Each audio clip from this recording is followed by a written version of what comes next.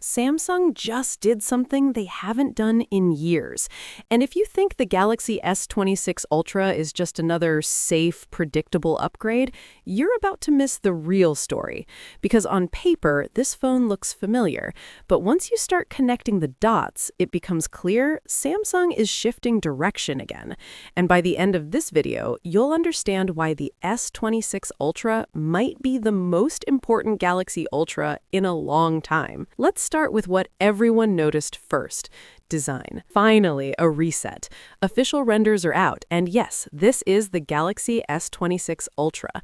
The biggest change? That camera design. Samsung has officially ditched the floating camera rings and replaced them with a proper camera island, raised, hill-shaped, unified. And honestly, it looks cleaner, more intentional, and way more premium. But the real upgrade isn't how it looks sitting on a table. It's how it feels in your hand. The S26 Ultra is thinner, just 7.9 millimeters. It's lighter, around 214 to 217 grams, and the edges are softer, more rounded.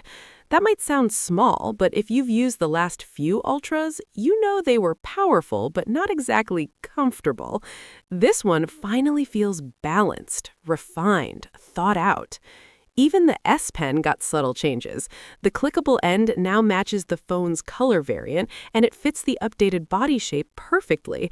It's a small detail, but it shows Samsung actually paid attention this time.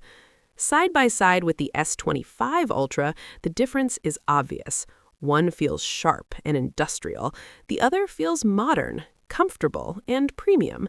So which one do you prefer? The old-school Ultra design or this new direction? First, reservations are live. In the US, it's completely free. Just your email and you're in. In India, though, it'll cost you around $12 to reserve. Normally, this is an easy yes. Samsung usually rewards early buyers with exclusive credits, boosted trade-in values, and sweepstakes entries, and those credits usually stack with other launch offers, which makes reserving a no-brainer. But this year, things quietly changed. In the US, the reservation credit dropped from $50 to $30. In other major markets, it's been nearly cut in half. Even in India, it went from 5,000 rupees down to 2,700 rupees. It's not a disaster, but it's a clear signal. Samsung is tightening the budget, and users are feeling it. My advice, still reserve. Just don't expect last year's generosity. Now, the main event. Samsung officially confirmed Unpacked is happening February 25th in San Francisco at 10 a.m. Pacific Time. And this location actually matters. Samsung is going all in on AI this year. They're calling it a new phase in the era of AI. That sounds like marketing, but this time it might actually be backed up by real hardware changes. Because the chip situation this year is genuinely interesting. Usually, everyone just wants the Snapdragon version. End of discussion. But this year, it's not that simple. New benchmark leaks showed the Exynos chip outperforming Qualcomm in several AI-driven tasks, especially things like image recognition and language processing. However, when it comes to advanced image rendering and creative AI tools, Snapdragon still has the edge. And for once, Samsung may have actually matched the right chip to the right audience instead of forcing a one-size-fits-all approach. But here's the feature that matters more than any benchmark number. The Galaxy S26 series is getting instant offline AI image generation. You type a prompt, in under a second, the phone generates an image. No internet, no cloud processing, fully on device. Samsung calls it Edge Fusion. On Exynos models, it runs through Samsung's NPU. On the Ultra with Snapdragon, it taps into Qualcomm's AI engine. Different hardware, same goal. Private, fast, offline creativity. That's the kind of AI upgrade that actually changes how you use your phone. Now let's talk about something you'll notice every single day: the display. For the first time, every S26 model, base, Plus, and Ultra, is getting anti-reflective displays with Gorilla Glass Armor 2.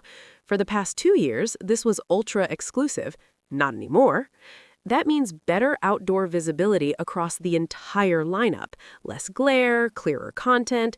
It's a small change on paper, but in real life, it makes a huge difference. Now here comes the frustrating part. Qi 2 magnetic charging Still not built in. WPC certification confirms none of the S26 models include internal magnetic rings.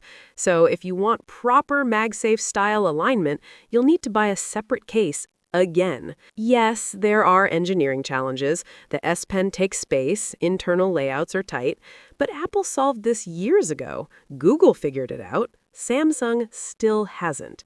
At a time when charging speeds are improving and wireless ecosystems are growing, it's hard to justify why magnets still aren't standard. And finally, design. Universe confirms the S26 Ultra is getting noticeably rounder. Softer corners, more curved edges. It's moving further away from that sharp, boxy, note-inspired look. The S25 Ultra started the transition. The S26 takes it further. Samsung is also stepping back from titanium and returning to an aluminum frame, similar to what Apple recently did. Some of you will love the lighter feel, others will miss the premium titanium branding. But either way, this is a clear shift in direction. So, that's the Galaxy S26 series right now. Better AI, better displays, questionable charging decisions, reduced launch perks, and a noticeable design change. Now the real question is simple. Is this enough to justify the price? That's what we'll find out on February 25th. This is GigaGuide. I'll see you in the next one.